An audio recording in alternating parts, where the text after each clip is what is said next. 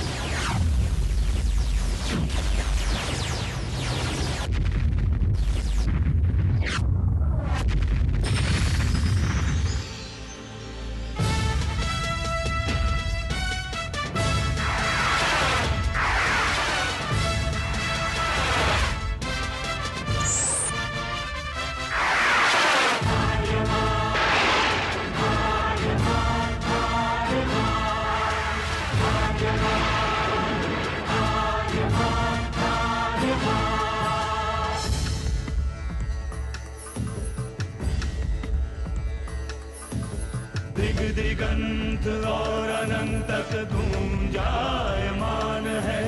ब्रह्मनाद है विधि का वो अटल विधान है। धर्म की अधर्म पर विजय का वो प्रमाण है। जायमान है वो अटल विधान है। विजय का वो प्रमाण है। ब्रह्मांड का महान योद्धा आर्यमान है।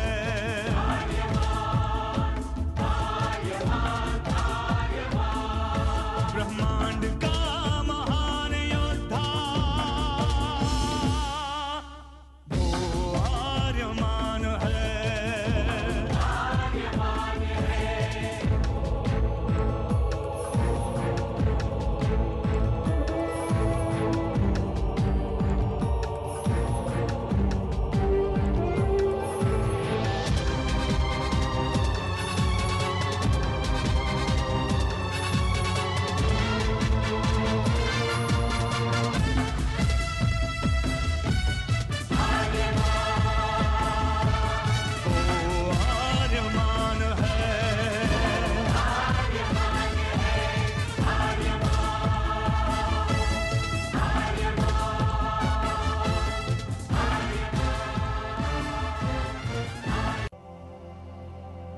अनंत असीम ब्रह्मांड, अद्भुत, विशाल, विराट, जहां असंख्य आकाश गंगाएं प्रतिक्षण बनती रहती हैं, मिटती रहती हैं।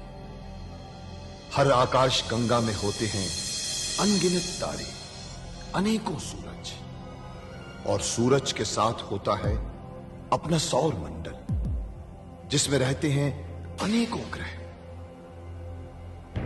न जाने कितने सूरज चमके और बुझ गए, न जाने कितने तारे चमके और खो गए, न जाने कितने ग्रह, कितनी पृथ्वियां, कितनी सभ्यताएं बनी, बढ़ी और खो गई समय की इस अनंत धारा में। इन्हीं अनजानी परंतु अमर गाथाओं में से एक है महागाथा ब्रह्मांड के योद्धा आर्यमान की। बहुत समय पहले पृथ्वी से लाखों प्रकाश वर्ष दूर आर्याना आकाश गंगा में एक ग्रह था, थार।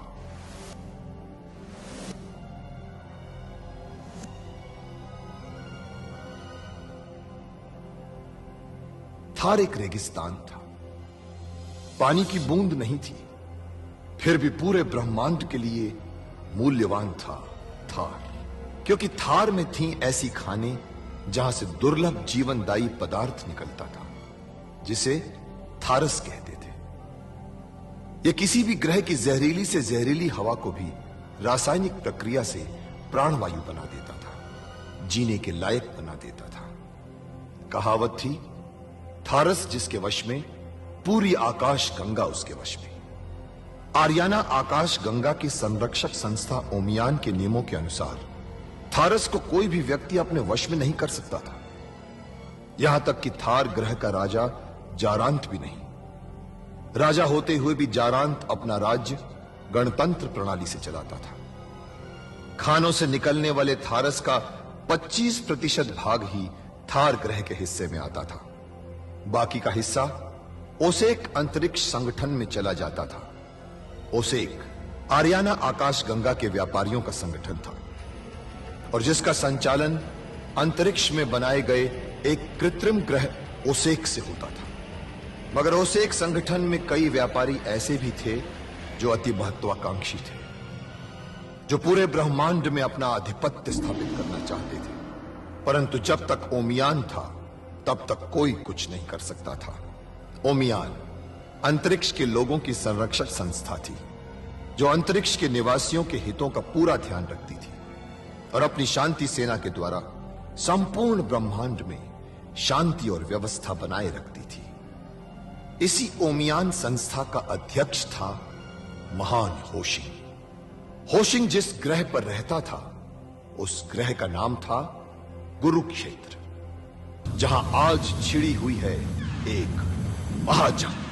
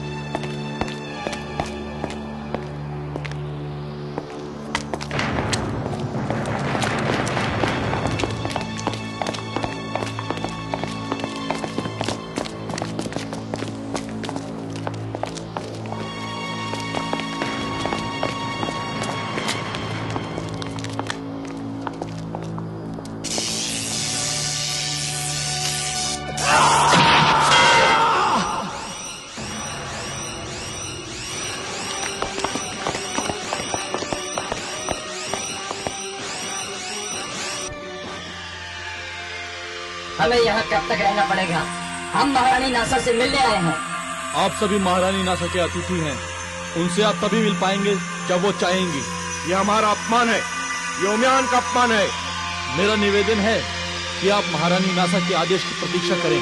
क्या नासा को इस अपमान का परिणाम ज्ञात है? हमें अवश्य कोई गलतफहमी हुई है। हमें उत्तेजित नहीं होना चाहिए। आप ठीक कहते हैं मान राहु। महारानी नासा से मैं स्वयं पूछूंगा, वो हमारे स्वागत के लिए क्यों नहीं आई? वो व्यस्त थी। व्यस्त थी या फिर वो हमें नीचा दिखाना चाहती थी? मैं जानना चाहूंगा कि इस विषय में महान होशिंग का क्या कहना। पहले हम लोग यहाँ से निकले तभी तो। ये कोई कैद खाना नहीं, विश्राम गृह है। आपको ये विश्राम गृह लगता है? हमें फौरन शांति सेना को आगाह कर देना चाहिए। मुझे संदेह है कि हमें यहाँ बंधक बनाया गया है। महारानी नासा हमें क्यों बंधक बनाएंगी? हमारा अपहरण करवाकर उन्हें क्या प्राप्त होगा? हमने ओमियान के विशेष अधिवेशन में नासा और नारद के विरुद्ध उचित कार्रवाई करने का निर्णय लिया था। संभवतः यह उसी का परिणाम है। आपके दिमाग को मान गए महासामंत नारद, मान गए आपके दिमाग को। कितनी होशियारी से आपने ओमियान के प्रतिनिधि मंडल को कारावास भिजवा दिया और किसी को कानों कान पता नहीं चला कि क्या हुआ। अब देखते जाओ कुर्बक, आगे आगे बहुत कुछ होगा। क्या होगा? और इस सब के पीछे आपका मकसद क्या होगा? मेरा मकसद है थार को बर्बाद करके संपूर्ण थारस पर अपना अधिकार करना। थारस पर अधिकार तो ठीक है, लेकिन थार को बर्बाद करके आपको क्या मिलेगा? इससे मेरी रूह को शांति मिलेगी, क्योंकि जारांत की वजह से मैं रासा से शादी नहीं कर सका। और दूसरा, जारांत ने मेरा प्रस्ताव नहीं माना, मुझे संपूर्ण थारस का अधिकार नहीं दिया। इसलिए मुझे ओमियान की शर्तों पर काम करना पड़ रहा है। इसलिए मैंने नाशा शुक्रान को लालच देकर जारांत को कारावास में भिजवा दिया और पागल दुर्दांत को राजा बना दिया। राजा। लेकिन नासा और शुक्रांत आपके रास्ते में आ सकते हैं। गुरुमुख, तुमने तो देखा कि कितनी होशियारी से ओमियान के सदस्यों को मैंने कारावास भिजवा दिया। इसका इल्जाम नासा और शुक्रान के ऊपर आएगा और तब मैं ओमियान के सदस्यों को छुड़वाऊंगा। उनकी सहानुभूति मुझे प्राप्त हो जाएगी और इस तरह से थारस का संपूर्ण ठेका मुझे मिल जाएगा और नासा और शुक्रान अपना सर पीटते रह जाएंगे और तब शुरू होगा हमारे ब्रह्मांड विजय का दूसरा अभियान। वाह महासामंत, वाह! सिर्फ आपको ही अधिकार है ब्रह्मांड पर शासन करने का।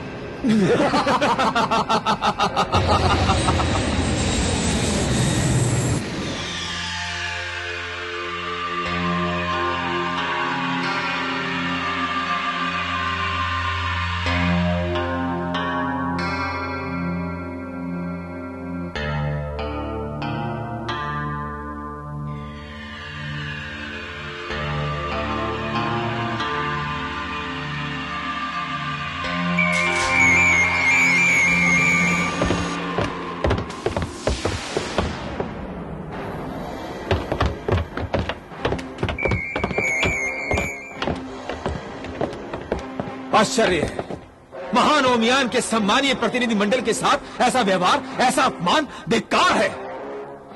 थार ने ऐसा दुस्साहस किया कैसे? सैनिकों, ओमियान के प्रतिनिधि मंडल को मुक्त करो।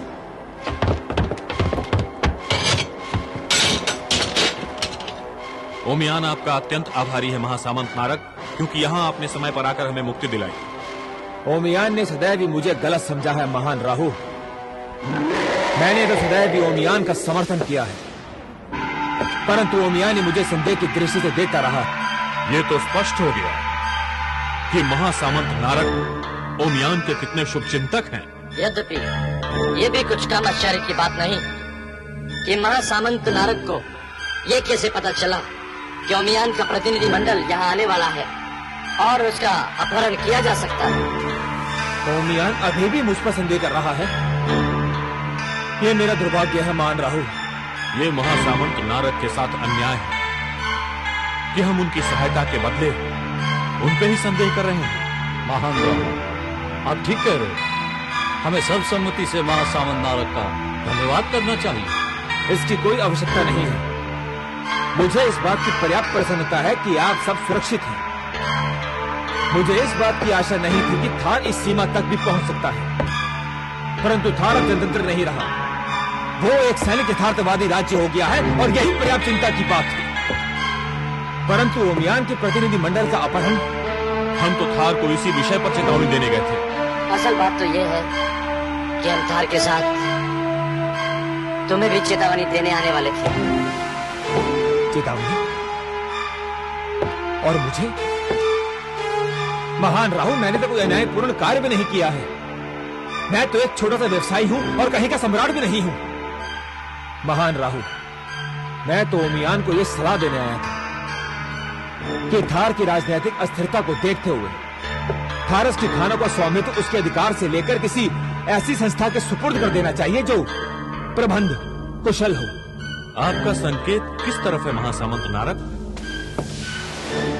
किसी ऐसी संस्था के सुपुर्द जिसका राजनीति से कोई लेना देना ना हो, जो शुद्ध रूप से व्यावसायिक हो और जो थारस के खुदाई और व्यापार को कुशलता से संभाल सके। ऐसी संस्था आपके ओसेक से बेहतर कौन हो सकती है? महान राहु, आप मुझे इस उत्तरदायित्व से मुक्ति रखें तो आपकी बड़ी कृपा होगी। मेरे विचार से महान राहु का सुझाव उपयोगी है। आप सबकी क्या राय?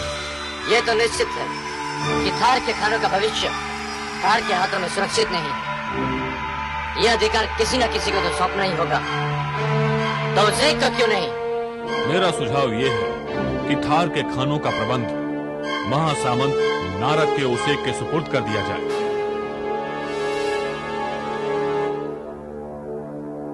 हमें स्वीकार है। हमें स्वीकार है। आर्यमान, हम गुरुत्वाकर्षण से बाहर कब निकलेंगे ताकि यान का संचालन तुम्हारे हाथों में आ जाए? टोबो, धीरज रखो, बस कुछ ही पल की बात। ये तो कोई अपरिचित यान लगता है। उसे पहचान बताने का हुक्म दो।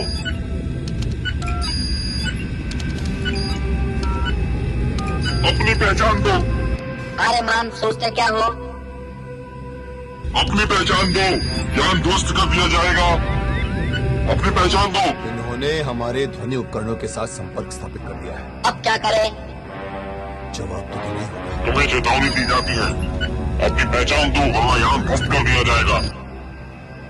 टोबो कह देते हैं कि हम लोग रास्ता भूल गए हैं। वो फौरन पहचान लेंगे। कहकर देखने में क्या जाता है। हम लोग रास्ता भूल गए हैं। कहाँ जा रहे थे? चाचा के घर। ये क्या बोल रहे हो? अरे मान, तुम्हारा कोई चाचा नहीं। अरे जब तक उन्हें पता चलेगा तब तक हम बहुत दूर निकल चुके होंगे। जगह का नाम बताओ। चूंकि हमारे चाचा जिंदा नहीं है, इसलिए पहले हम स्वर्ग जाएंगे और उसके बाद में अगर स्वर्ग में नहीं मिले तो हम नर्क जाएंगे। स्वर्ग नर्क तो हमारे नक्शे में नहीं है। लगता है ये झूठ बोल रहा है। हम आखिरी चेतावनी देते हैं, सच सच बता दो वरना ढूंढ के रख देंगे। तो ठीक है, सच बता ही देते हैं। दरअसल हम आपके जीजा जी हैं और अपने ससुराल जा रहे हैं। ये क्या मजाक कर रहे हो? वो भी दुश्मनों के साथ। अरे हम कुछ भी कहते हैं तो हमला तो करने ही वाले, तो फिर थोड़ा सा मजाक करने में क्या हर्ज है? इनके यान को चारों तरफ से घेर लो।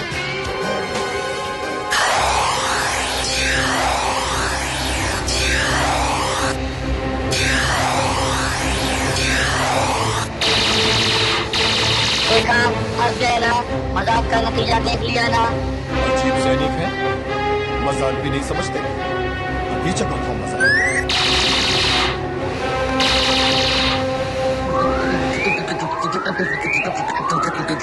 क्या हुआ टोबो, आप क्यों रहे हो? डर लग रहा है क्या? डर नाम की चीज मेरे अंदर डाली की गई है। लगता है गुरुदेव उसी का कोई संदेश आया है। जल्दी से बटन दबाओ मेरा, जल्दी से बटन दबाओ मेरा, बटन दबाओ, बटन दबाओ।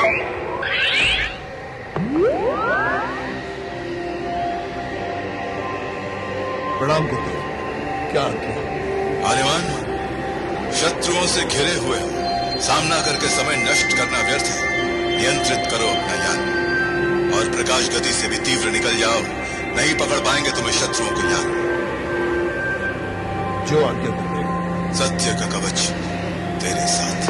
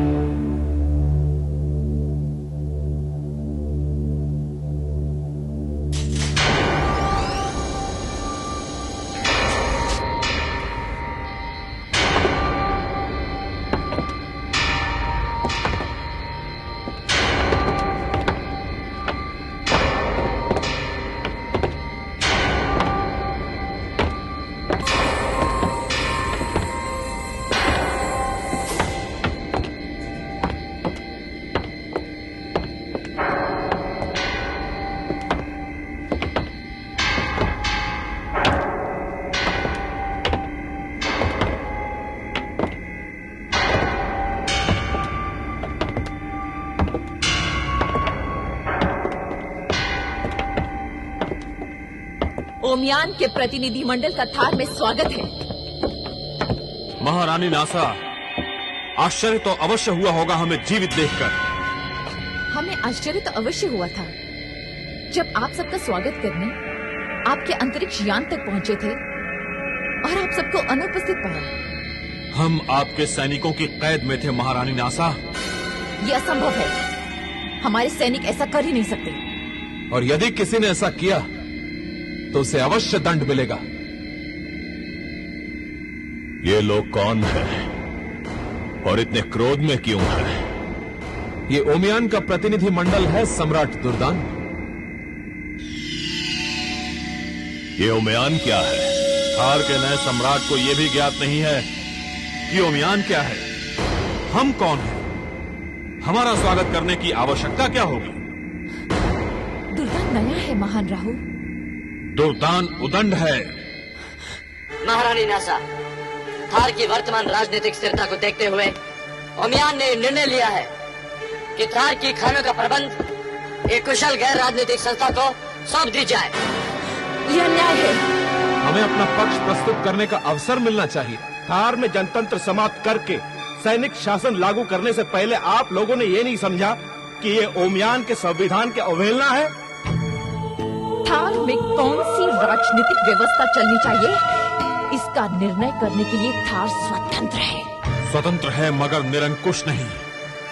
थार की निरंकुशता का परिणाम थारस की खानों को भुगतना पड़े, इसके लिए ओमियान तैयार नहीं। थारस पर पूरे ब्रह्मांड को अधिकार है, इसलिए उसकी खुदाई और वितरण का योग्य प्रबंध ओमियान का संकल्प है। और ओमियान ने सर्वसम्मति से थारस की खानों का प्रबंध एक व्यक्तिगत व्यापारिक संस्था के सुपुर्द करने का निश्चय किया है। हम केवल ये सूचित करने आए थे। चलिए।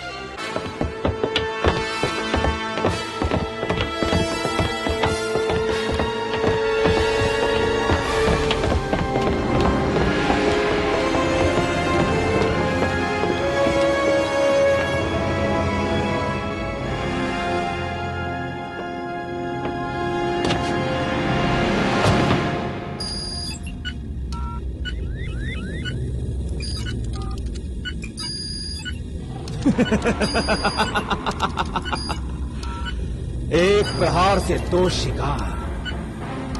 ओमियान को मेरे विरुद्ध निर्णय लेने का सबक मिल गया होगा। अब हमें थारस की आय में से नासा को हिस्सा नहीं देना पड़ेगा।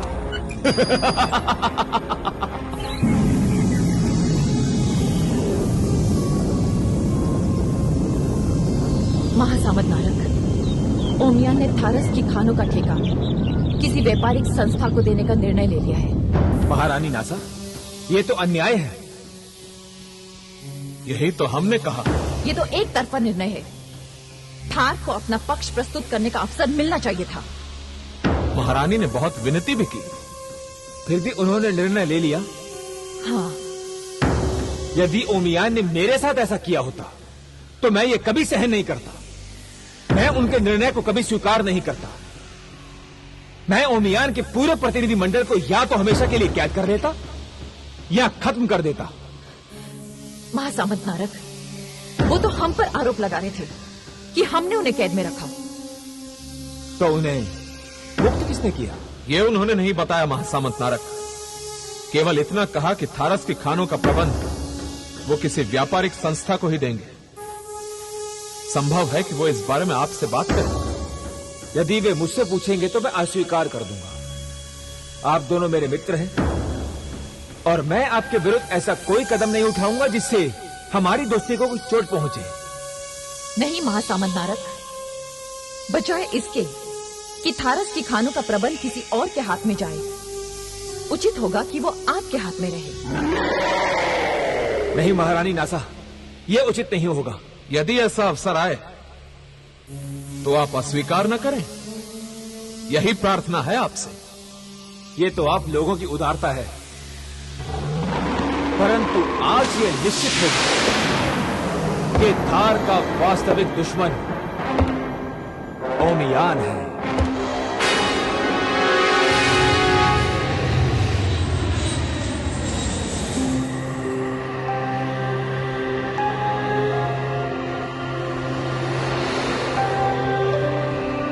तो वो हम कुरुक्षेत्र के गुरुत्वाकर्षण सीमा से बाहर निकल आए और गुरुघोषित के मुताबिक इस यान का संचालन मेरे हाथ में आ भी गया है, परंतु मेरे हृदय में कोई चित्र या मानचित्र अभी तक उभरा नहीं है जो हमें दिशा निर्देश दे सके। कोशिश करो और कोशिश करो आर्यमान, रास्ता मिलेगा, चित्र बनेगा और कोशिश करो। कोशिश कर रहा हूँ तो वो कोशिश कर रहा हूँ, मगर मेरे दिमाग में कोई चित्र नहीं उभर रहा। ऐसा लगता है कि मेरा दिमाग पूरी तरह से खाली। तो ऐसी परिस्थिति में हमें उड़ना नहीं चाहिए। रास्ता बदल जाने का खतरा है आर्यमान। तुम ठीक कहते हो। ऐसे में मंजिल करीब आने के बजाय दूर चली जाएगी।